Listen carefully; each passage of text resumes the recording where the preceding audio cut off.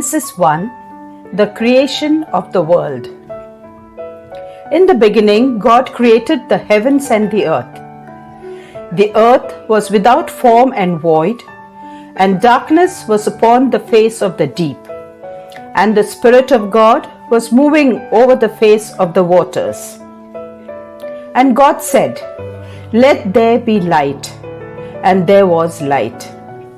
And God saw that the light was good, and God separated the light from the darkness. God called the light day, and the darkness he called night.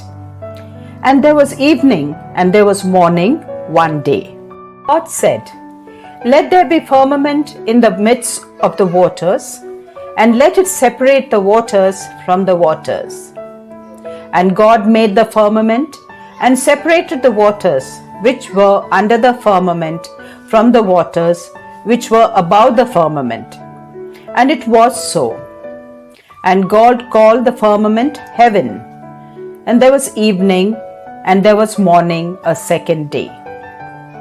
And God said, "Let the waters under the heavens be gathered together into one place, and let the dry land appear." And it was so.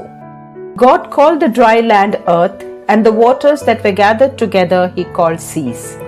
And God saw that it was good. And God said, "Let the earth put forth vegetation, plants yielding seed, and fruit trees bearing fruit, in which is their seed, each according to its kind upon the earth." And it was so. The earth brought forth vegetation, plants yielding seed according to their own kinds, and trees bearing fruit, in which is their seed, each according to its kind. And God saw that it was good. And there was evening, and there was morning a third day. And God said, "Let there be lights in the firmament of the heavens to separate the day from the night, and let them be for signs and for seasons, and for days and years. And let them be lights in the firmament of the heavens to give light upon the earth." And it was so. And God made the two great lights, the greater light to rule the day, and the lesser light to rule the night. He made the stars also. And God set them in the firmament of the heavens to give light upon the earth, to rule over the day and over the night, and to separate the light from the darkness. And God saw that it was good. And there was evening, and there was morning a fourth day. And God said, "Let the waters bring forth swarms of living creatures, and let birds fly about the earth across the firmament of the heavens." So God created the great sea monsters and every living creature that moves, with which the waters swarm according to their kinds, and every winged bird according to its kind. And God saw that it was good.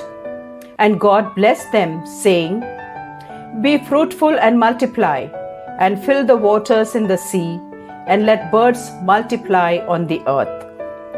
And there was evening, and there was morning a fifth day. And God said, "Let the earth bring forth living creatures according to their kinds, cattle and creeping things and beasts of the earth according to their kinds." And it was so. And God made the beasts of the earth according to their kinds, and cattle according to their kinds, and everything that creeps upon the ground according to its kind. And God saw that it was good. Then God said, "Let us make man in our image, after our likeness, and let them have dominion over the fish of the sea, and over the birds of the air, and over the cattle, and over all the earth, and over every creeping things that creep upon the earth." God created man in his own image. In the image of God he created him. Male and female he created them. And God blessed them, and God said to them, "Be fruitful and multiply, and fill the earth and subdue it, and have dominion over the fish of the sea, and over the birds of the air, and over every living thing that moves upon the earth." And God said, "Behold, I have given you every plant yielding seed, which is upon the face of all the earth, and every tree with seed in its fruit. You shall have them for food. And to every beast of the earth, and to every bird of the air, and to everything that creeps on the earth, everything that has the breath of life. I have given every green plant for food. And it was so. And God saw everything that he had made, and behold, it was very good. And there was evening, and there was morning, a sixth day. Genesis 2. The seventh day, God rests. Thus the heavens and the earth were finished, and all the host of them. And on the seventh day, God finished his work which he had done, and he rested on the seventh day from all his work which he had done. So God blessed the seventh day and hallowed it, because on it God rested from all his work which he had in creation. These are the generations of the heavens and the earth when they were created. In the day that the Lord God made the earth and the heavens, when no plant of the field was yet in the earth, and no herb of the field had yet sprung up. For the Lord God had not caused it to rain upon the earth, and there was no man to till the ground. But a mist went up from the earth and watered the whole face of the ground. Then the Lord God formed man of dust from the ground, and breathed into his nostrils the breath of life, and man became a living being. And the Lord God planted a garden in Eden in the east, and there he put the man whom he had formed. And out of the ground the Lord made to grow every tree that is pleasant to the sight and good for food. The tree of life also in the midst of the garden, and the tree of the knowledge of good and evil. A river flowed out of Eden to water the garden, and there it divided and became 4 rivers.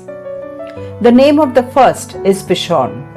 It is the one which flows around the whole land of Havilah, where there is gold. And the gold of the land is good. Bdellium and onyx stone are there. The name of the second river is Gihon. It is the one which flows around the whole land of Cush. And the name of the third river is Tigris, which flows east of Assyria, and the fourth river is the Euphrates. Lord God took the man and put him in the garden of Eden to till it and keep it. And the Lord God commanded the man, saying, You may freely eat of every tree of the garden, but of the tree of knowledge of good and evil you shall not eat, for in the day that you eat of it you shall die. Then the Lord God said, It is not good for the man should be alone. I will make him a helper fit for him. So out of the ground the Lord God formed every beast of the field and every bird of the air, and brought them to the man to see what he would call them. And whatever the man called every living creature, that was its name. Man gave names to all cattle, and to the birds of the air, and to every beast of the field. But for the man there was not found a helper fit for him. So the Lord God caused a deep sleep to fall upon the man, and while he slept, took one of his ribs, and closed up its place with flesh. And the rib, which was the Lord God had taken from the man, he made into a woman, and brought her to the man. Then the man said, This at last is bone of my bone, and flesh of my flesh. She shall be called woman, because she was taken out of man. Therefore, a man leaves his father and his mother, and cleaves to his wife, and they become one flesh.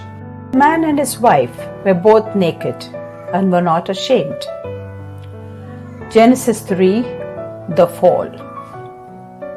Now the serpent was more subtle than any other wild creature that the Lord God had made.